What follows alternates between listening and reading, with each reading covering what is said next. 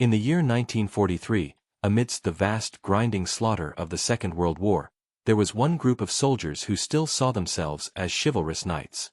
They fought not in the mud and the filth of the trenches, but in the cold, clean air of the stratosphere.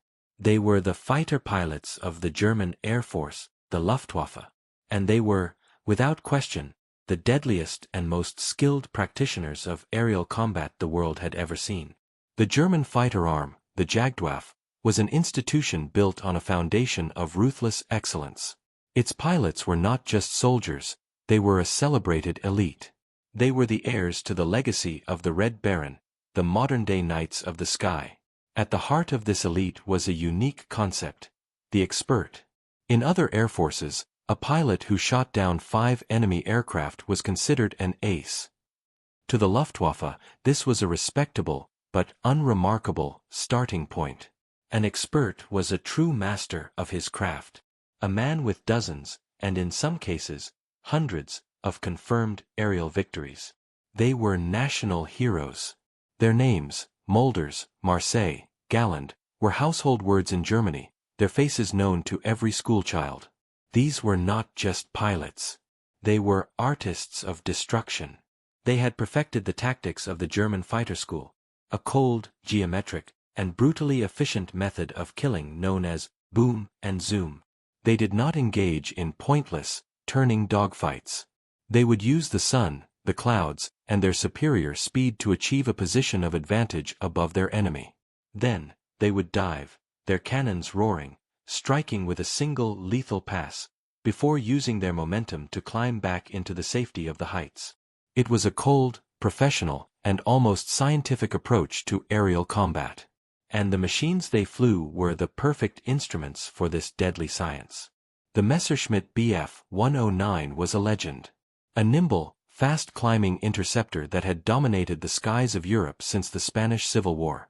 But by 1943, the true jewel of the Jagdwaffe was a new and even more formidable predator. The Focke-Wulf 190. To its pilots, the FW-190 was a revelation. It was a powerful, heavily armed, and incredibly fast radial engine fighter. It was a perfect fighting machine, able to outclimb, outdive, and outgun almost anything the Allies could put in the air. It was, in the hands of an expert, the ultimate expression of German technological superiority. The men who flew these machines, the aces of the Jagdwaffe, were supremely confident. They had been forged in the crucible of countless battles, over Poland, France, the English Channel, and the vast expanses of the Eastern Front. They had amassed kill counts that were simply unimaginable to their Allied counterparts. They had developed an almost mystical feel for the sky, an intuitive understanding of energy, altitude, and angles. They were the masters of their domain. And in the summer and autumn of 1943, they faced their greatest challenge, and what they believed would be their greatest triumph. The daylight bombing raids of the American 8th Air Force. They looked up at the vast formations of B-17 bombers, and they saw not an unstoppable armada, but a sky full of targets. They looked at the escorting Allied fighters, and they saw clumsy machines flown by inferior pilots. They were the knights, defending their realm from the incursions of a crude and artless invader. They were confident. They were arrogant. And, for a time, they were absolutely right.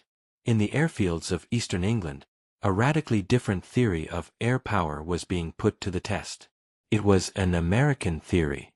Born in the lecture halls of the Air Corps Tactical School in the 1930s, it was a concept that was as bold as it was unproven. The doctrine of the unescorted, self-defending daylight bomber. The American commanders, men like General Ira Eaker, believed that the bomber would always get through. And the machine they believed would make this possible was a technological marvel. The Boeing B-17. The Flying Fortress. It was one of the most advanced aircraft in the world. A 4-engine heavy bomber, capable of carrying a significant bomb load over long distances, with a service ceiling that could take it to the thin, cold air of 30,000 feet.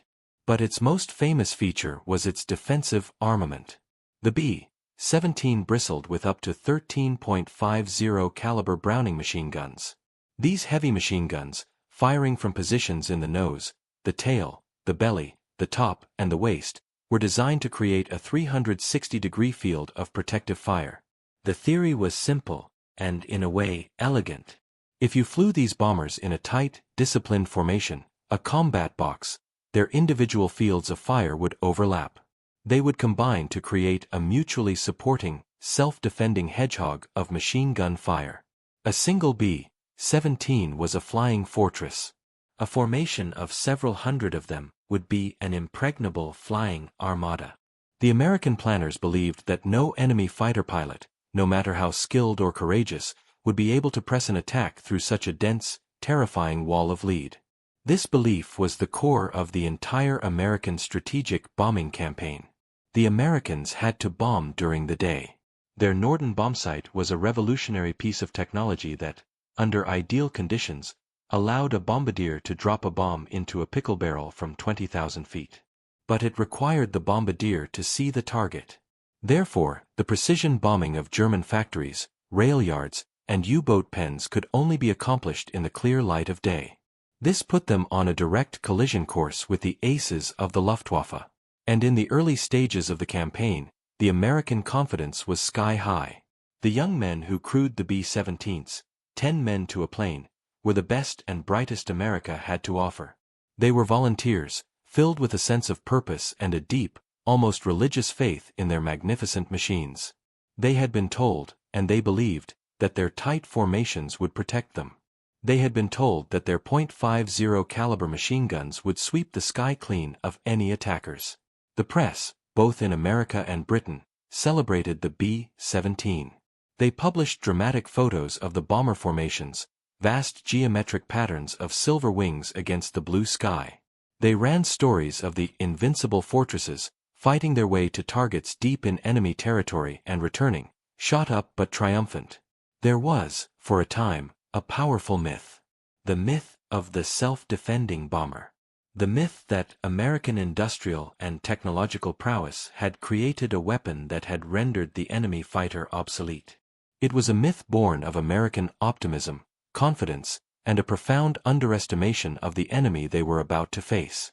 In the summer of 1943, as the 8th Air Force prepared to launch its first deep penetration raids into the heart of Germany, this myth was about to be tested. It was about to fly directly into the gunsights of the waiting German Experten. And the result would be one of the bloodiest and most brutal awakenings in the history of aerial warfare. The American theory of the self-defending bomber was beautiful in the abstract. In the cold, hostile skies over the German Reich, it proved to be a catastrophic failure. The German fighter aces, the Experten, were not intimidated by the dense formations of B-17s. They saw the bomber streams not as an impregnable fortress, but as a target-rich environment. A sky full of fat, slow-moving prizes. They studied the American formations with a cold, analytical eye. And they quickly identified a critical weakness. The B-17, for all its guns, had a blind spot. Its weakest point was directly in the front. The nose. From that angle, only 2 or 3 machine guns could be brought to bear on an attacker. This was a survivable amount of fire for a fast-moving, armored fighter. So the Jagdwaffe developed a terrifyingly effective tactic. The head-on attack. German fighter wings would position themselves miles ahead of the bomber stream, climbing to a higher altitude. Then, they would turn and dive headlong into the oncoming bomber formation. For the young American gunners, it was the stuff of nightmares. They would see the Focke-Wulf 190s and Messerschmitt 109s as small black dots in the distance, growing at an incredible speed. The closing velocity of the two aircraft was over 500 miles per hour. The gunners had only a few seconds to acquire the target, estimate the lead, and fire. The German pilots, by contrast, had a huge, unmissable target in their sights. They would hold their fire until the last possible second, and then unleash a devastating barrage from their heavy 20 and 30 mm cannons. The heavy cannon shells would tear through the thin aluminum skin of the B-17s, shredding control cables, igniting fuel tanks, and killing pilots in their armored seats. The results were horrific. A B-17, its wing blown off, would cartwheel out of the sky. Another, its cockpit shattered, would plunge into a terminal dive. A third would simply explode in a massive fireball, showering the other planes in the formation with a rain of flaming debris. The American combat box formation, which was supposed to be a source of strength, became a trap. Once a bomber was damaged and began to fall out of formation, it was lost. The German fighters would descend upon the lone, crippled straggler like a pack of wolves, finishing it off with ruthless efficiency. The period from the summer to the autumn of 1943 became a virtual slaughter. The Luftwaffe's reign of terror. The American bomber crews, who had left England in the morning with a sense of optimism, found themselves flying into a meat grinder. The missions grew deeper. The losses grew heavier. The breaking point came in a series of missions in August and October of 1943. Raids against the ball-bearing factories at Schweinfurt and the aircraft plants at Regensburg. These were vital targets, deep in southern Germany, far beyond the range of any available Allied fighter escort. The bombers had to go in alone. The Luftwaffe was waiting for them.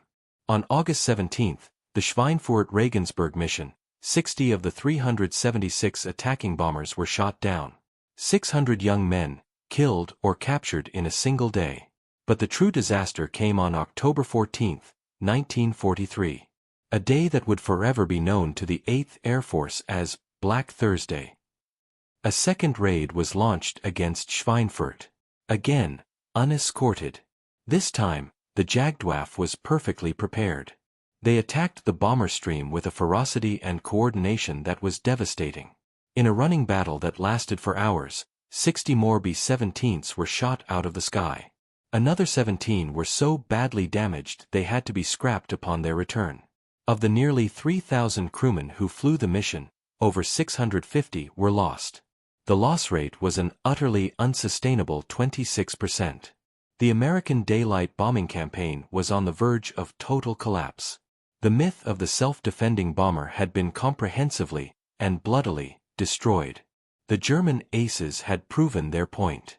They ruled the skies over the Reich. They had met the American aerial armada, and they had broken it. For the American commanders, it was a moment of profound crisis. They could not stop the daylight raids. The entire Allied strategy depended on them. But they could not continue to absorb such catastrophic losses. There was only one possible solution. A solution their own doctrine had dismissed as unnecessary. They needed a fighter. A fighter that could go all the way. A fighter that could escort the bombers to any target in Germany, protect them from the aces of the Jagdwaffe, and bring them home again. They needed a guardian angel. And they needed it now. From the cockpits of their Focke-Wulfs, the German Experten looked down on their American counterparts with a mixture of professional curiosity and profound disdain. They had spent years studying the art of aerial combat, logging thousands of hours of flight time, and fighting on multiple fronts. They were the seasoned professionals, the old masters. The American fighter pilots they were encountering were, in their eyes, amateurs. They called them cowboys. It was a term of ridicule, meant to evoke an image of reckless, undisciplined amateurs who lacked the fine, tactical precision of a German expert. A Luftwaffe ace, interviewed after the war, explained the perception. The American pilots had courage, of this there is no doubt. But they were not elegant. They flew with a certain brutishness. They would charge in, guns blazing, relying on the power of their machines rather than the finesse of their tactics. We saw them as cowboys, riding their powerful horses, firing their pistols in the air. Brave, yes. But not sophisticated. This perception was, in the early days, reinforced by the equipment the Americans were flying. The first American escort fighters to arrive in England were the Republic P-47 Thunderbolt and the Lockheed P-38 Lightning. To the German pilots, these were not fighters. They were monsters. The P-47 Thunderbolt was a behemoth. It was the largest and heaviest single-engine fighter of the war. A huge, barrel-chested brute, built around a massive and incredibly powerful Pratt & Whitney radial engine. The Germans nicknamed it the Juggernaut. The P-38 Lightning was a bizarre, twin-engine, twin-boom design, unlike anything the Germans had ever seen. They called it the Gabelschwanz Teufel, the fork-tailed devil. Both of these aircraft were incredibly tough, incredibly fast, and armed to the teeth with a devastating battery of .50 caliber machine guns. In a head-on pass or a high-speed dive, they were formidable opponents. But they were not pure dogfighters. They were heavy. They could not turn with the nimble Messerschmitts and Focke-Wulfs at lower altitudes. And most critically, they were thirsty. Their powerful engines consumed enormous amounts of fuel. This was their fatal flaw. The P-47 and the P-38 could provide excellent protection for the bombers on the first leg of their journey. They could fight their way into Germany.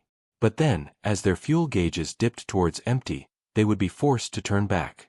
This moment, when the American escorts, the little friends, as the bomber crews called them, waggled their wings in farewell, was the most dreaded moment of any mission. The bomber crews knew what was coming. As soon as the escorts departed, the wolves would descend. The German aces would often deliberately wait, circling at high altitude just out of range, until the American fighters had been forced to leave. Then, they would radio their ground controllers. The little friends have gone home. And the slaughter would begin. The P-47 and P-38 were good fighters. But they were not the solution. They could not go all the way. They could not provide the one thing the bombers needed to survive. A guardian angel that could escort them from their bases in England, to the target deep in Germany, and all the way back home again. The German aces knew this. They exploited this weakness with ruthless efficiency. And they remained the undisputed masters of the deep Reich skies. They were confident that no conventional, single-engine fighter could ever be built that had the range to challenge them over Berlin. It was, they believed, a technical impossibility. The laws of physics, of fuel consumption and aerodynamics, were on their side. They had no idea that in a factory in California, a new aircraft was being born. An aircraft that was about to rewrite all the laws they held to be true. The solution to the American bomber crisis did not come from a grand, strategic plan. It came from a stroke of improvisational genius. An act of desperation that would prove to be one of the most important technological turning points of the entire war. The story of the P-51 Mustang did not begin in America, but in Britain. In 1940, the British Royal Air Force, desperate for more fighter aircraft, had approached the American company North American Aviation. They did not want to buy an existing American design. They wanted the company to build the Curtiss P-40 Warhawk under license. But the head of North American, a brilliant engineer named Dutch Kindleberger, made a bold counteroffer. He told the British that he could design and build a completely new, better fighter in less time than it would take to tool up for the P-40. The British agreed. The result was the NA-73X prototype. Working at an incredible speed, Kindleberger's team designed and built the new aircraft in just 102 days. It was a masterpiece of aerodynamic design. Its most revolutionary feature was a laminar flow wing, a highly efficient airfoil that created much less drag than conventional wings. This meant the aircraft could fly faster and farther on the same amount of fuel. The British were impressed. They ordered the new fighter, which they christened the Mustang Mark I. But the aircraft had a serious, almost fatal, flaw. Its engine. The early Mustangs were powered by an American-built Allison V1710 engine. The Allison was a reliable engine. But it was designed for optimal performance at low to medium altitudes. Above 15,000 feet, its performance dropped off dramatically. The Mustang was a world beater near the ground, a superb low-level reconnaissance and ground attack aircraft. But at the high altitudes where the strategic air war was being fought, it was completely outclassed. It was a sports car with the engine of a delivery truck. The U.S. Army Air Forces, which had also acquired the aircraft, were unimpressed. They relegated it to secondary roles. The Mustang seemed destined to be a forgotten footnote of the war. But then, a series of inspired individuals saw the potential. A British test pilot, Ronnie Harker, flew the Mustang and was stunned by its incredible airframe. He wrote a now legendary memo, suggesting that this brilliant airframe, when matched with a high-performance, high-altitude engine, would be a world-beater. The engine he had in mind was the best one the Allies had. The Rolls-Royce Merlin. The very same engine that powered the legendary British Spitfire. In a series of unofficial back-channel experiments in both Britain and the United States, the marriage was made. Mechanics and engineers, in a stroke of genius, figured out how to fit the powerful, two-stage supercharged Merlin engine into the sleek Mustang airframe. The result was an absolute revelation. The new aircraft, designated the P-51B, was a thoroughbred. The high-altitude performance problem was not just solved, it was obliterated. The Merlin-powered Mustang was incredibly fast, able to reach speeds of over 440 miles per hour. It could climb like a rocket.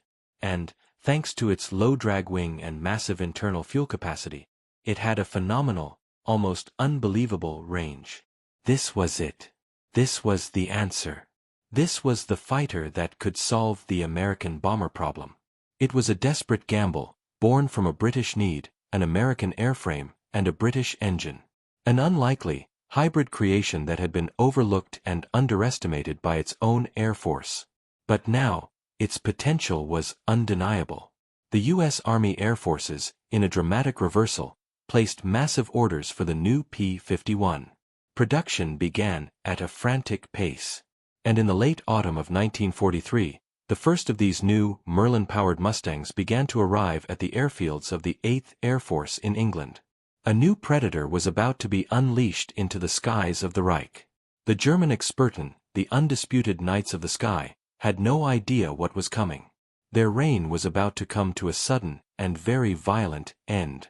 The winter of 1943 to 1944.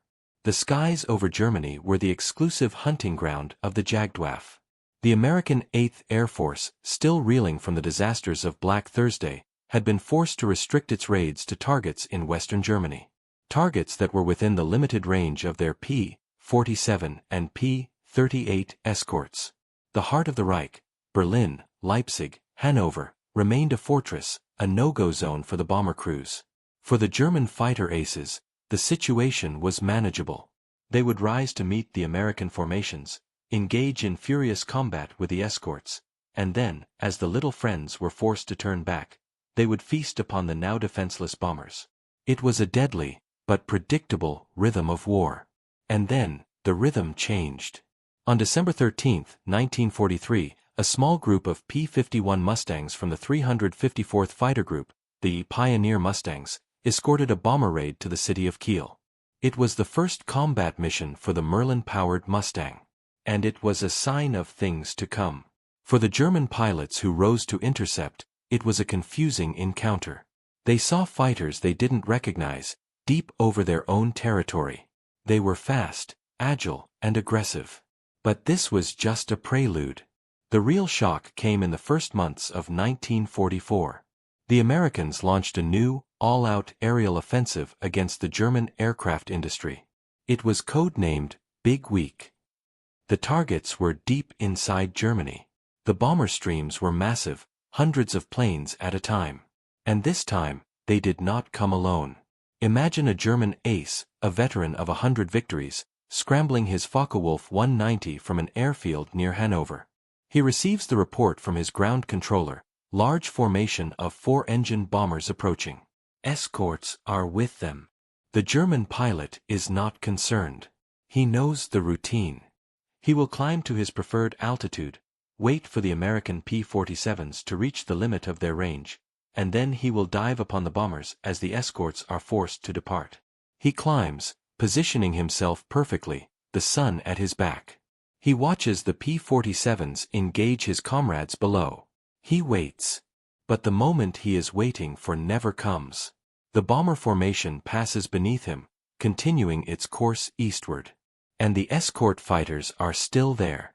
But they are not the big, barrel-chested thunderbolts. They are something else. Sleek, silver, and utterly relentless. They are clinging to the bombers like sharks. The German ace is in a state of disbelief. This is impossible. He is hundreds of kilometers inside the Reich. No Allied fighter should have the range to be here.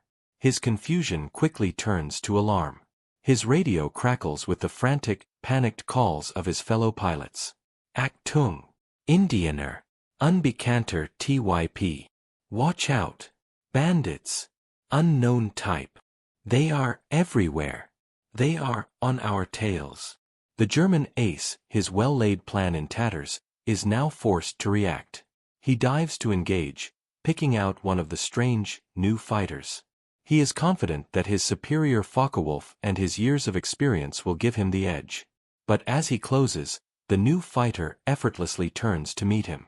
And the German ace realizes his second, and far more terrifying, mistake. This is not just a long-range escort. This is a purebred killer. All across Germany, this same scene was playing out.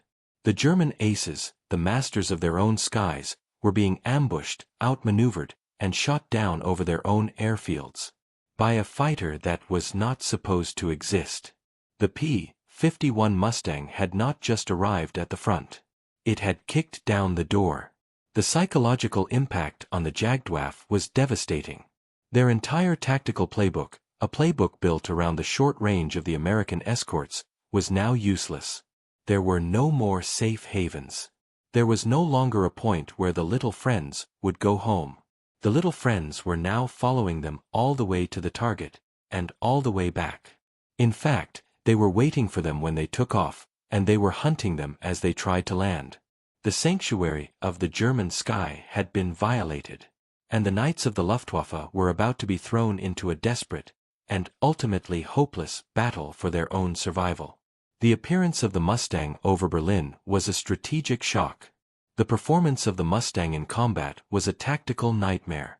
The German Experten, who had honed their skills against Spitfires, P-40s, and Thunderbolts, now found themselves facing an entirely new and superior opponent. The duel between the P-51 Mustang and the Focke-Wulf 190 was a clash of titans. A battle between two of the finest piston-engine fighters ever created. And it was a battle that was decided by the unforgiving laws of physics and aerodynamics, high in the thin, cold air of the stratosphere. The Focke-Wulf 190 was a magnificent machine. It was a superb dogfighter, especially at medium to low altitudes. Its powerful BMW radial engine gave it a phenomenal rate of roll and an incredible diving speed. In the hands of an ace, it was a deadly and agile predator. Against the P-47s and P-38s, the FW-190 pilots had a clear advantage in a turning fight. They could almost always outmaneuver their heavier American opponents. But the P-51 Mustang was a different breed entirely. The secret to its success was the marriage of its two key components: the North American laminar flow wing, and the British Rolls-Royce Merlin engine, with its advanced two-stage, two-speed supercharger. This combination gave the Mustang a decisive advantage where it mattered most. At high altitude, above 20,000 feet. This was the combat arena of the strategic air war. This was where the B-17s flew. And this was where the German interceptors had to fight. When a German ace in his FW-190 engaged a Mustang at 25,000 feet, he was in for a rude awakening. He would try to dive away, his customary escape maneuver. But the Mustang, with its clean, low-drag airframe, would often stay right with him, and sometimes even gain on him. He would try to pull into a tight, climbing turn. But the Merlin engine's supercharger would kick into high gear, and the Mustang would climb with a ferocity that left the Focke-Wulf struggling. And in a level high-speed chase, the Mustang was simply faster. A German expert, Gunther Rall, the third highest-scoring ace in history, described his first encounter with the Mustang. "I was flying a 109. We saw a new type of fighter. And I took a good look at him. And I pulled the stick back to get into a better position, and my wingman was with me. He was shot down. I never saw the Mustang move. They were so fast. And so good. The balance of the airplane, the performance, at altitude, it was a nasty surprise." The Mustang was not just a defensive escort. It was an offensive air superiority fighter. And it was armed for a brawl. Its 6.50 caliber Browning machine guns, 3 in each wing, carried a massive ammunition load. They could fire for a sustained period that the cannon-armed German fighters, with their limited ammunition, could not match. The American Cowboys used this to their advantage. They would fill the air with a blizzard of tracers, overwhelming the German aces, forcing them onto the defensive. But the single greatest advantage the Mustang possessed was not its speed or its firepower. It was its endurance. With its internal fuel tanks and its 2 external drop tanks, the P-51 had a combat radius that was simply unbelievable to the Germans. It could fly for over 7 hours. This meant it could not only escort the bombers to Berlin, it could stay and fight over Berlin for 30 minutes, and still have enough fuel to get home. For the German pilots, this was a psychological blow. Their own fighters, the Bf-109 and Fw-190, were short-range interceptors by design.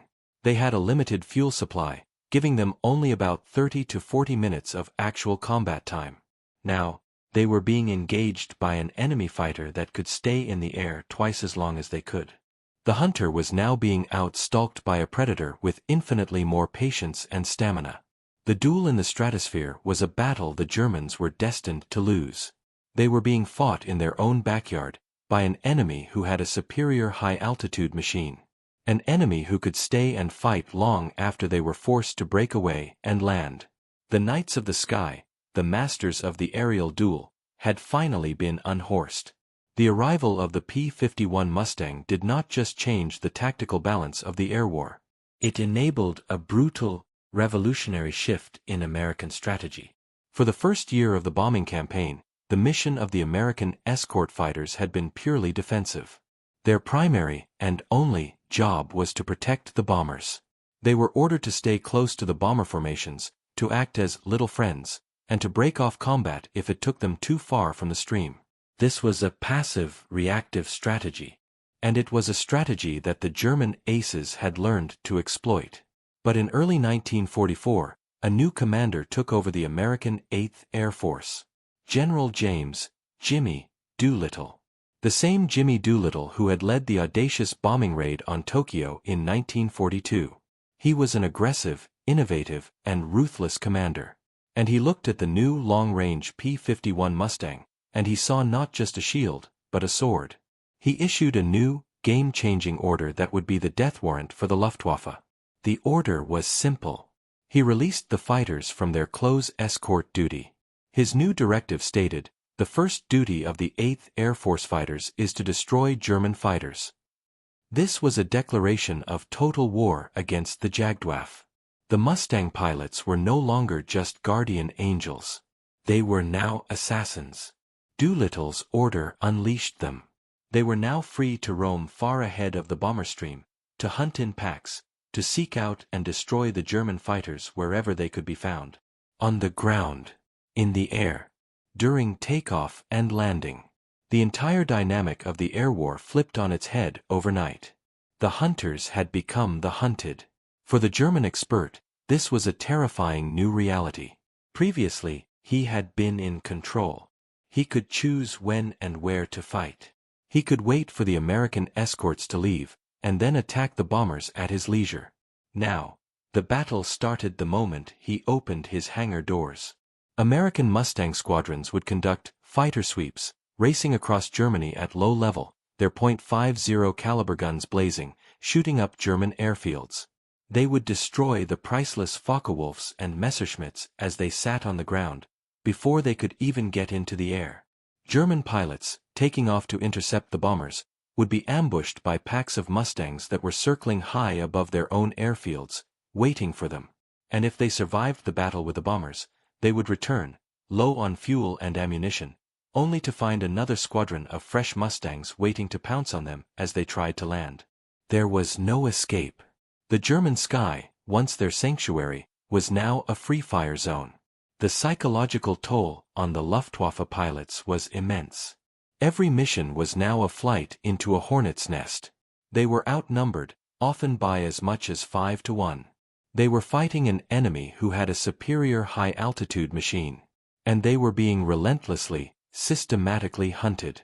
A German ace, Adolf Galland, who was by now the general of the fighter arm, desperately protested the new American tactics. He wrote in a report, "The Americans are no longer flying a defensive strategy. They are on the offensive. Their fighters, especially the Mustang, are waiting for us. They engage us in our own assembly areas, and they follow us back to our own bases. We are forced to fight under the most unfavorable conditions possible. Our losses, especially of our experienced leaders, are becoming unsustainable." But his protests were useless. The American strategy was working with devastating efficiency. The goal was not just to protect the bombers. The goal was to bleed the Jagdwaffe white. To kill its pilots. To break its back. Doolittle's order had unleashed the full, predatory power of the P-51 Mustang. It had turned the Cowboy pilots into a pack of wolves. And the once proud knights of the Luftwaffe were now their designated prey. The Great Turkey Shoot of 1943 was over. The Great Hunt of 1944 had just begun.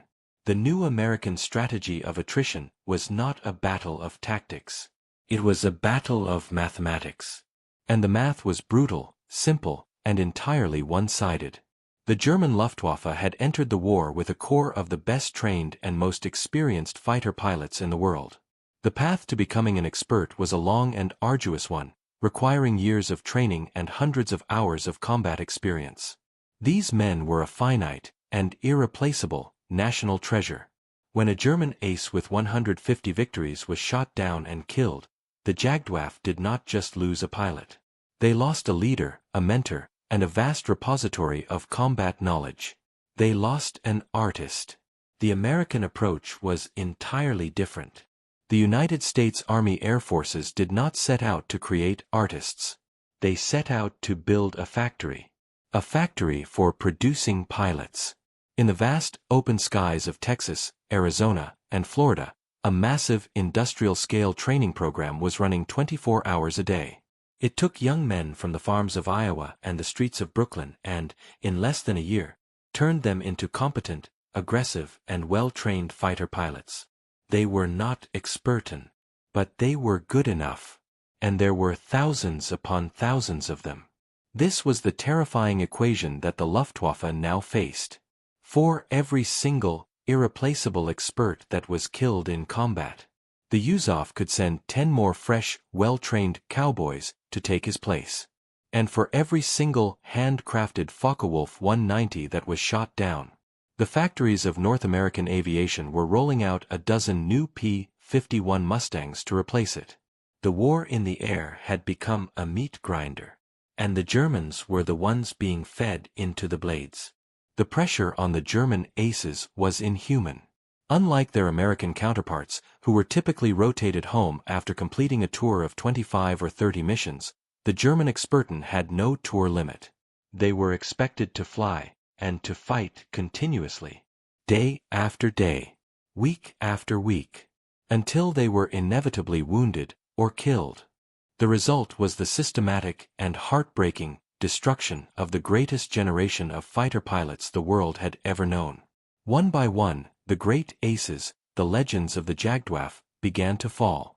Walter Noe Nowotny, with 258 victories, killed after engaging American fighters. Heinrich Prinz zu Sachsen-Wittgenstein, a night fighter ace with 83 victories, shot down and killed. Anton Hafner, 204 victories, killed in action. The list went on and on. The veterans who survived watched in horror as their comrades were replaced by teenage recruits with barely 100 hours of flight time. These young pilots, sent up in their inferior late-war Messerschmitts, were simply cannon fodder for the swarms of American Mustangs. Their life expectancy in combat was measured in minutes. Johannes Steinhoff, a German ace with 176 victories, described the despair of this period in his memoirs. What we had been flying against were boys. But they were wonderful boys. They came in wave after wave. And what was worse, they were flying an aircraft that was simply superior to ours.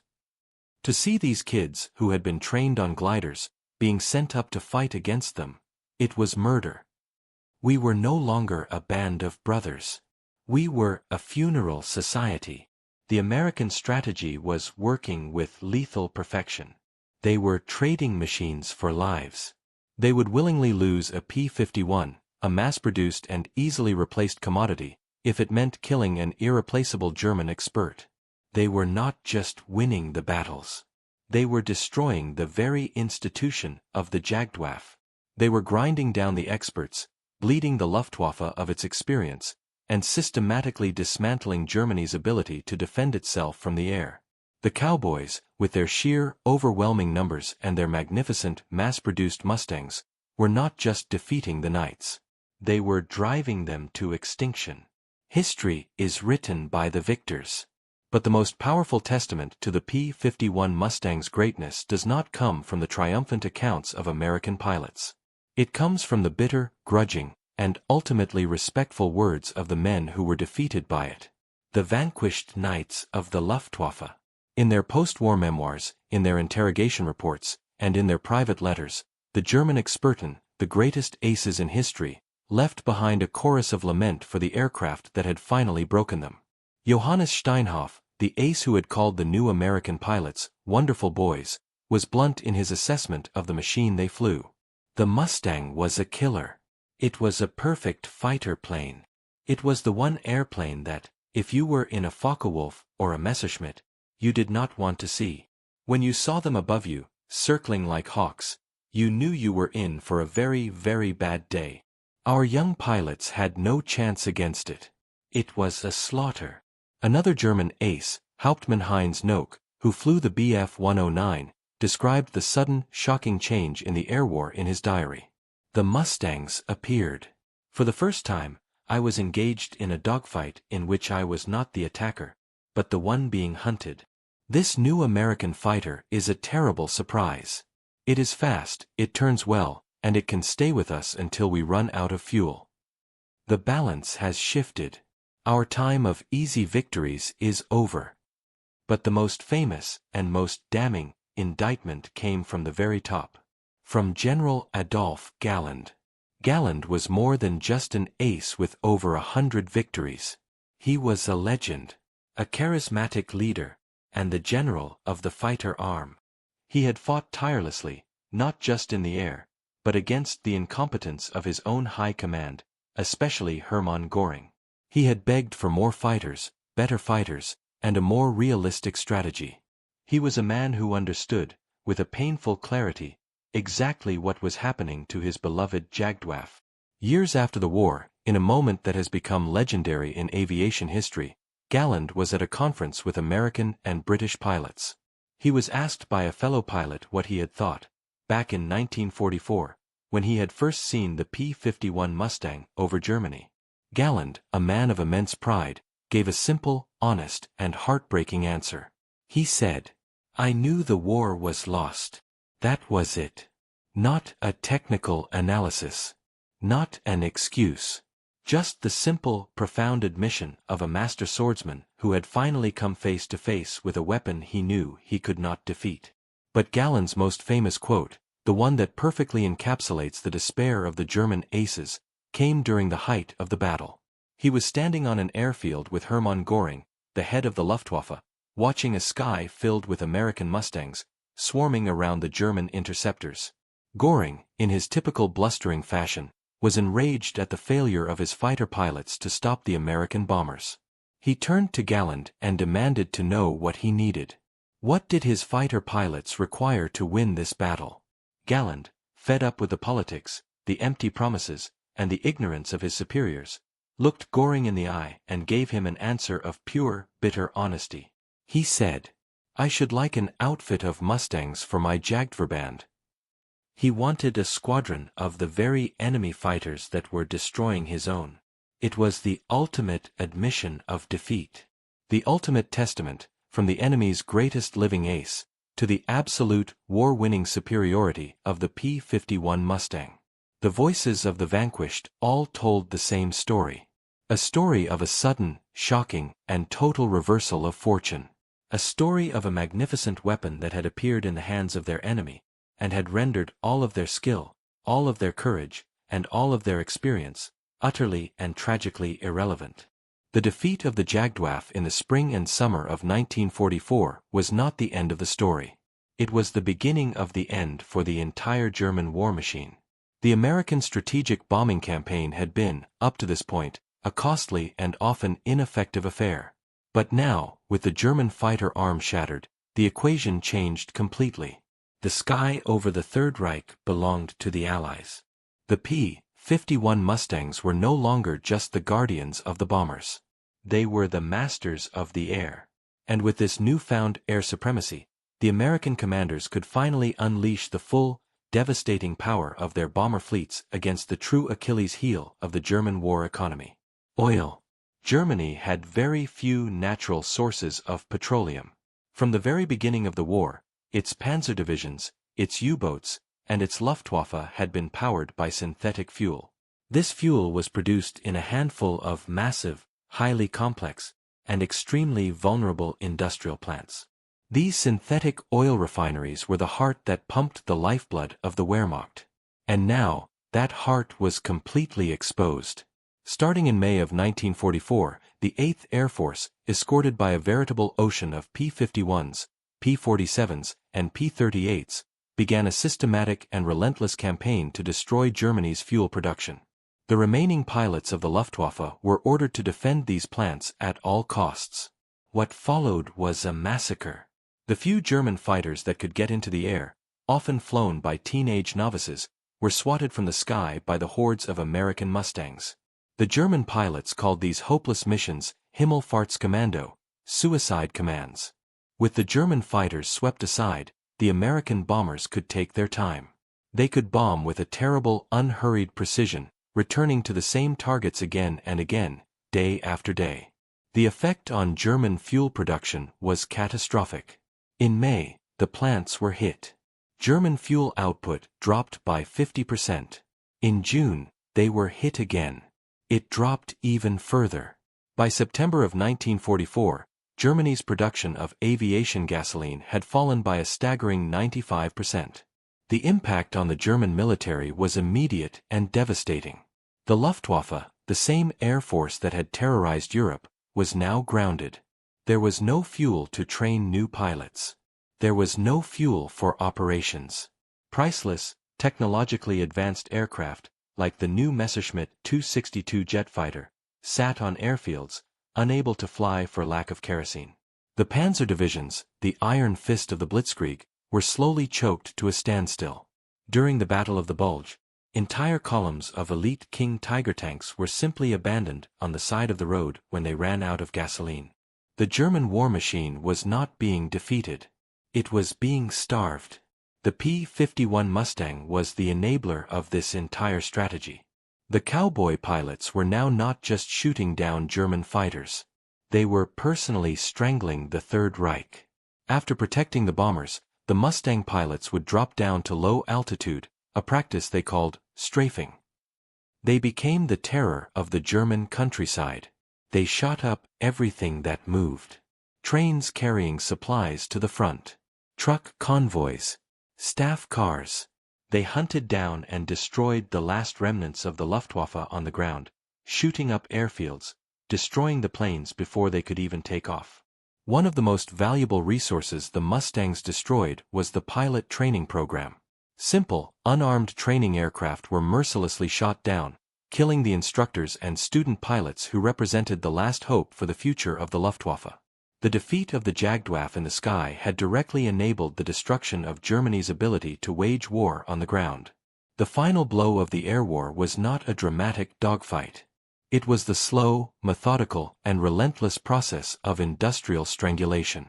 A process that had been made possible because the P-51 Mustang had kicked down the door and cleared the way for the bombers to deliver the killing blow. By the spring of 1945, the sky over Germany was an American sky. The once mighty Luftwaffe, the terror of Europe, had ceased to exist as an effective fighting force. Its few remaining aces flew the revolutionary Me-262 jet fighter, a machine that was years ahead of its time. But they were a handful of ghosts, flying miracle weapons that had arrived far too late, with no fuel to fly them and no trained pilots to man them.